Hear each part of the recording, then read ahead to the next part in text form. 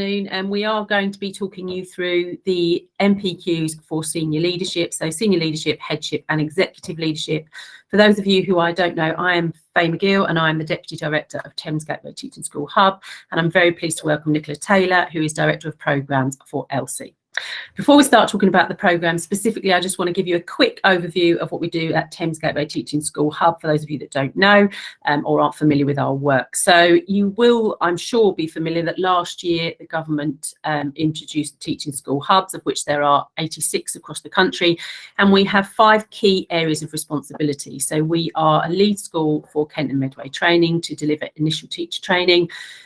We deliver the ECT framework. We are also a registered appropriate body. We facilitate and make sure that the national professional qualifications are delivered to the very high standards that ELSI demand. And we are also responsible for wider professional development across Medway, Gravesham and Dartford. We are extremely proud of our long-standing relationship with ELSI, and that goes back to the Medway Alliance days when both ELSI and the Medway Alliance were grown out of the Joseph Williamson Maths School. We work really hard to make sure that the NPQ is your journey. So Thames Gateway's job is to take all the stress, all the logistics, all the kind of paperwork, if you like, out of your hands and deal with that for you, so that actually you are just concentrating on your leadership journey. And we're really proud of the fact that at Thames Gateway and ELSI, you pick up the phone and you will always speak to a person, or there will always be a person on the end of the email. And we really think that's important in terms of helping you and guiding you. As I mentioned, strictly speaking, we serve Medway, Gravesham and Dartford, but because of our partnership with ELSI and our partnerships across the years with many schools in our county, we have got cohorts that run right the way from Dover up to Dartford and South East London. So we have a range of locations, some of which are listed there, that we can offer you the courses. The courses will be run out of. We run a team of about 50 facilitators. I interview all of those myself, and we are quite insistent that those people are current serving senior teachers or leaders. And where we have got consultants working with us, they are very recently out of school. So we say 2 years out of school, so that we know that those people are up to date and they know what it's like to be in a school and the demands of current school life. Last year, we had 626 teachers across Kent undertake their NPQ with us. That's about 32 cohorts across the whole suite. So we aim to have cohort sizes of between 20 and 26. And each of those cohorts have 2 facilitators. And where possible, and I think probably in about 98% of cases, we try and have a primary and a secondary colleague within those cohorts so that the main fields are represented. We also have a range of facilitators that have a background in special needs education. And then just a reassurance at the end, really, we listen to feedback. So we have done a number of feedback surveys at the end of last year, and we've made changes to some of our processes. So inductions this year for the courses is a much more robust system in terms of face-to-face. Obviously, that's much easier now with COVID restrictions being taken away. And there was a demand for much clearer guidelines in terms of what it is required to complete the courses and the time commitment for you in terms of your work-life balance and your kind of work-studying balance, and also transparency in terms of dates. So you will find them all published on our website to try and make your life much easier. That's just a snapshot there of the feedback. So some really nice comments from people that have worked with us this year and give you a flavour of how we work and how much people value that. And then lastly for me, before I hand over to Nicola, in terms of all of the NPQ suites, if you are in a state-funded school, then the course is fully funded for you and your staff. This year they made a couple of changes. So you've got independent special schools that were added, virtual schools, hospital schools and young offenders institutes. So the vast majority of people in state-funded education can take these courses and access the scholarship, which is great. And this year we're really pleased to announce that the government have put more money behind small schools getting involved. So a small school, anything below 600 pupils, you will be paid £200 for each teacher or leader that you take that takes an NPQ. So it's just an extra incentive. We know that small schools, you know, obviously struggle more with cover, etc., etc. So we are trying to work with the DfE to support you through that. I think that's it for me. Oh no, perhaps one more slide. Just again about the locations and dates. So our websites are there, the LC website's there, where you will apply for your qualifications, and also our website in terms of the dates. And then the two people here, the administrators that can help you and guide you in terms of that process, are Maisie Holt and Sarah Smith. Again, I will share this PowerPoint so you've got those links. And just a quick mention about leading literacy and leading early years. They are new qualifications, new NPQs that have been introduced this year. Thames Gateway and LC are 100% running those courses, but we are running them in February so that we have got adequate time to make sure that the courses are right and the cohorts are right. So if you are interested in those courses, then please do register your interest on the LC website. Nicola. Thanks, Faye. So hi everybody, I'm Nicola Taylor. I work directly with LC. It's my responsibility to take the National Professional Qualification Frameworks, which are a bit like GCSE or A-level specifications, and translate those into the curriculum structure, design and content that you would come into contact with as one of our participants. So I've worked with a team of writers, and the content that you come into contact with as part of our courses and qualifications has been approved by both the DfE and the EEF. So they approve not only the structure of the courses, but also the content and then the research evidence base that we draw upon as well. As Faye said, we've had over 600 participants just within the Kent and Medway area undertaking their qualification, but we are actually also operating in 69 local authorities and across 25 countries as well. So if you join an LC NPQ, you have an opportunity to become part of a much wider network of teachers and leaders that will keep you in touch with and provide plenty of opportunities for you to stay in touch with each other once the qualification has finished as well. Just up on the screen there at the moment, you can see the design principles that we have worked to in the structure of our curriculum. So we want to make sure that we're presenting you with information in an interesting and exciting way. That means that actually undertaking this qualification doesn't become a chore, but it actually remains as something that you see as being part of your work-life balance, and something that interests you and excites you and makes you want to spark conversation in the staff room, and be saying to lots of different people, oh, I've just read this, I've just seen this, I've just heard this, I want to go there, I want to do this, I want to do that. So that's part of what we're trying to do with the structure and design of our courses. The second thing is making sure that as many of our resources are as relevant to as many teachers and leaders as possible. So I'm sure you can appreciate operating in that many local authorities, and even internationally, we've got a lot of different people to cater for. So where we are providing case studies within the work that you'll come into contact with, we are constantly enhancing those materials to make sure that we can present cases from primary schools, secondary schools, special settings, 16 to 19 settings, people working in the UK, people working abroad, so that you can actually see yourself in some of those case studies. And that's an opportunity for anybody undertaking one of our qualifications to actually get in touch with us as well and say, do you know what, we do this really well in our school. We'd be willing to share an example of that, and we can then talk to you about how we might commission a case study from you. We also want to make sure that we are encouraging people to become reflective and reflexive thinkers as part of this qualification. So the way in which we've structured the course enables you to not only reflect on your own practice individually through the learning journal activities that we ask you to complete, but there are opportunities for you to come together with other people who are taking your qualification in discussion forums that we host on the platform, and be able to share your ideas there. But we also have the opportunity for everybody undertaking an NPQ to work with a coach. So if you're at the application stage, you'll know that you've been asked to nominate an in-school coach to work with. And then if you're taking either the H or EL qualifications, there's an external funded coaching opportunity for you as well. And we have a bank of people who we've approved as executive coaches that you are able to choose from, or you are also able to source your own coach for that funded opportunity as well. We also want to make sure that our courses are as practical as possible, because otherwise you'd be picking up a book and you'd be reading a book, and then all your problems would be solved and all of our schools would be really easy to lead and there wouldn't be any problems going forwards. But we know that leadership's not quite like that. So what we want to do as part of the design of the courses is give you that opportunity to reflect on the research that you've come into contact with, have a look at the case studies that we're presenting you with, and then we set practical activities for you to go away.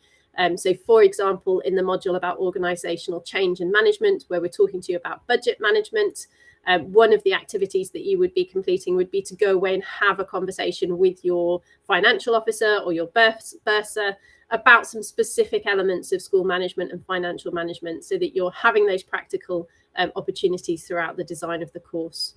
And the final thing that we want to do is obviously make sure that what we're helping you to do is form new habits, whether that be about the style of leadership that you deploy, whether that be about how you use evidence in your everyday practice, or just how you provide yourself with enough time to prioritize your own professional development. Those are the opportunities that we're looking to provide you with as a result of the curriculum that we've put together. Have the next slide, please, Faye. So as one of the 9 accredited providers, we are subject to Ofsted inspections. And so we had our first Ofsted inspection back in the summer term. And you can see there the feedback that we've received. So we were really proud of the fact that they recognise that our curriculum is both ambitious and considered. I think those are probably the strongest ways that Ofsted can describe a curriculum. And that quote on the right-hand side there, that just shows that actually participants who have already started the courses are talking about the improvement that they've seen, both in terms of their own efficiency and their own thinking, but also in terms of their leadership action and the impact that they're having in their own schools. Okay, can we move on again? Thank you. So we've got 3 leadership qualifications, the senior leadership, the headship, and the executive leadership qualification. So if you are looking at the SL qualification, that's for those people who are already or are aspiring to become a senior leader. Regardless of the size or context of your school, what we're looking at there are people who've got whole school responsibilities. And there are the same modules across all 3 of those qualifications. So I'll talk about the commonality, and then I'll talk about how it plays out in its differences. So each of our leadership qualifications takes place over 18 months. So there are 18 months of study. Each of our qualifications is divided into 4 modules. And those 4 modules essentially have 12 weeks of taught content. At the end of those 18 months, there is a 3-month assessment period. And that assessment period is in a national window set out by the Department for Education. And within that national window, there are 8 days during which you would complete your summative assessment piece. So it's not like the old style NPQs where there was an ongoing project. This is all about summative assessment at the end, but we provide you with those opportunities to put into practice the learning that you're undertaking as part of the qualifications. So you can see that there's the same module titles for the SL and the H. So if you have got 2 people within your own school or within your own trust that are thinking about undertaking the SL and the H, there will be opportunities for them to discuss what they're learning. There'll be a shared language that they will be developing across your schools, and they will be coming into contact with some of the same research. The difference plays itself out in the scope of autonomy, authority, and responsibility that those people are able to then apply to their learning. So in the SL context, it would be very much about talking about leading middle leaders and how they might work with middle leaders to influence practices across the school. Within the H context, we're going to be providing them with opportunities to think about how they lead at a whole school level and how they influence the work of their senior leadership team. And then the EL modules are slightly different in their content and slightly different in their scope as well. And the EL is very much about people who are working at systems leadership level. So that might be those people that are executive heads over a number of schools, or it might be people who are aspiring to be or who are CEOs already. Next slide, please, Faye. Regardless of which of our qualifications you're undertaking, there are 5 pillars to the way in which we structure the curriculum and structure those learning opportunities. So the first of those is through our online learning platform, and that's where you come into contact with a lot of the written research. But we also have videos, we have blogs, we have audio files for people to access as part of that online learning. It's also where you would complete your learning journal entries and your discussion forum activities, and also complete your formative assessments. We then have within each of the modules a face-to-face workshop. So 4 times across those 18 months, you'll come together with the rest of your local cohort with your facilitators and undertake a face-to-face workshop. If you're completing the SL or the H, that's a half-day workshop. If you're doing the EL, it's a full-day workshop. So in terms of the time commitment out of school, it's 4 half days over 18 months for the SL and H, and it's 4 full days over the 18 months for the EL qualification. We then have 2 webinars per module as well. Those webinars last for 90 minutes, and the timing of those webinars is down to the delivery partner. So in this case, Thames Gateway, to determine. So some of those webinars may take place during the school day. Some of those webinars will take place as twilight sessions. And again, there are 2 webinars for each of the modules across the 18 months. I've touched on the coaching very briefly previously, but the coaching sessions are programmed into those 12 weeks. So you can see when you would have a conversation with your coach, and we give some guidance around what that coaching conversation might cover in light of what you've covered already within your module. Within the H and the EL, there are opportunities for you to determine when you work with your external coach. So you don't have to work with them all the time. It's up to you to determine how frequently you want to meet with them. There are a number of funded sessions. But if you wanted to go beyond that, you could come to an arrangement with your executive coach to extend that opportunity. And then the final pillar of our way of working is through the formative and self-assessment. And that's really opportunities in the mid-module and at the end of each module for you to reflect on the progress that you're making, to consolidate some of your learning into open text questions, and to really chart your progress as you move through the qualification in terms of your confidence, knowledge and understanding. Next slide, please, Faye. So the LC Learn platform that I'm going to show you in just a moment so that you can see what that looks like is really the place where you access those online materials. It's got the functionality to enable you to communicate and contact with your facilitators. It's where you'll complete all of your assessments, including your summative assessment. It's how you'll make those entries into your learning journal and your discussion forum. You book onto your webinars and your face-to-face workshops through the platform, and it's how you can engage with the research and the exemplar material that we make available as well. So it's really your one-stop shop for being in charge of your course and in charge of your own learning. And I'm going to share my screen so that you're able to see what the learning platform looks like. So once you've been enrolled onto one of our courses, you'll receive a login and it will take you through to this website, so learn.lc.org.uk. You'll get a username and a password. Once you've popped that username and password in, you'll be taken through to a landing page and it will be populated just with the course that you are taking. So I've obviously got access to all of the courses here, but this will only give you access to the course that you're taking. And for the purposes of this run through, I'm going to take us into the executive leadership page. So you'll click onto the executive leadership area, and then the page looks very much like this. So down the left-hand side, you're able to see everybody else that's been online or is currently online with you undertaking your qualification. You can hide that if you want to, and you don't have to have that showing in terms of your own participation. And then you get the main site page here in the middle. And we've got 2 ways of viewing our information. So either you can choose the module manager view, and that module manager view is like this. So you click on each of the activities and it's like a burger menu, I think is the technical term for this, or an accordion menu, and it opens the information below. If, however, like me, you're not that keen on scrolling, you can choose the alternative layout. And the alternative layout for our materials brings up a menu on the left-hand side, and then you can click through the various different elements of that particular course or that particular section within the course. What we ask you to do when you first log onto the site is complete this introduction course guide, and that takes you through how to navigate your way around the site, but also contains some really important information.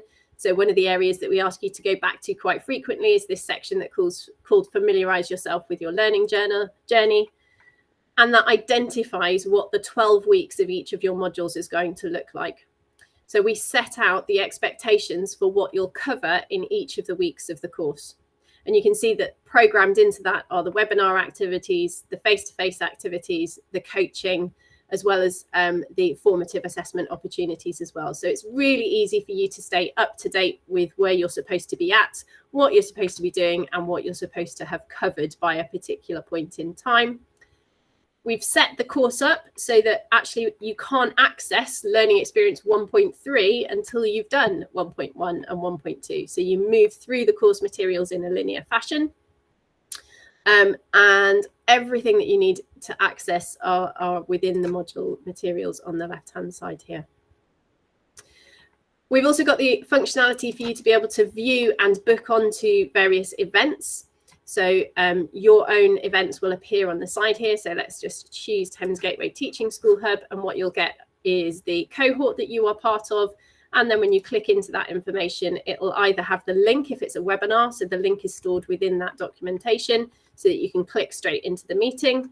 Or if it's a face-to-face session, it will give you the details of where that face-to-face session is being held, and any details about how you might need to get there and what you might need to do to access that particular session. In addition to finding all of the research within the module pages as you come across them, and some of those module resources will be activities for you to download things, or they might be about reading a particular piece of research, or it might be watching a particular video. If you wanted to flick back and be able to find those things really easily, we've created a library for you so that all of the documentation is stored within that library as well. So it's really nice and easy for you to find the information that you need. As you move through the course and as you move through each of the activities, you'll come across various opportunities to make your own notes. So this is an example of the first module within the NPQEL course. So the first section is on what it's like to be an executive leader, what it means to be an executive leader. And we give you the option to add notes to your learning journal if you would like to on various pages. And then when we have a compulsory task, it will be set out as step 1 and step 2, and you'll be able to make your online learning journal entry and then link that to your progress. And you can see across the bottom here, this nice green line that shows me my progress through the materials. And that's really important for you to understand, because one of the pass criteria for the whole NPQ is engaging with 90% of the materials that are available. So if you don't pass that 90% threshold, you can't access the summative assessment. So each of these online learning journal activities, and indeed the discussion forum activities, are important. Within the discussion forums, these are open to anybody who is undertaking the same qualification as you. So you'll be able to see them pre-populated with a number of posts already. So when you click into a particular discussion forum activity, you can review the things that other participants have already said. You can, in true Facebook style, like the comments that other people have already made, or you're able to comment on what other people have also said and start a dialogue with those individual participants. They will also be able to see what you write, they'll be able to like your comments, and they'll be able to comment on what you have written as well. We've also got an emailing function within the system so that you can email your facilitator and you can be in touch with them. And then we have a help page as well, which is really handy, not only for any technical inquiries that you might have or suggestions for improvements that you might have, but it also is the link for safeguarding. So if at any point when you're undertaking the qualification, you come across something that is either written or said that makes you feel uncomfortable, there's an opportunity for you to report that through our normal safeguarding channels. We also have a My Profile section, and we ask you to complete that when you very first log on, and it's the opportunity for you to upload an image and just explain a little bit about who you are, why you're undertaking the course, and what that looks like for you, so that when it comes on to being part of that community, everybody should have a photograph and a little biography written, so that it makes it feel a little bit more like you're studying with real people and not just studying online in a vacuum. But you'll get a proper tour of the functionality of the platform as part of your induction sessions, and it will become second nature before too long as well. I'm just going to stop sharing, and if we can go back to the presentation, that would be really helpful. Faye.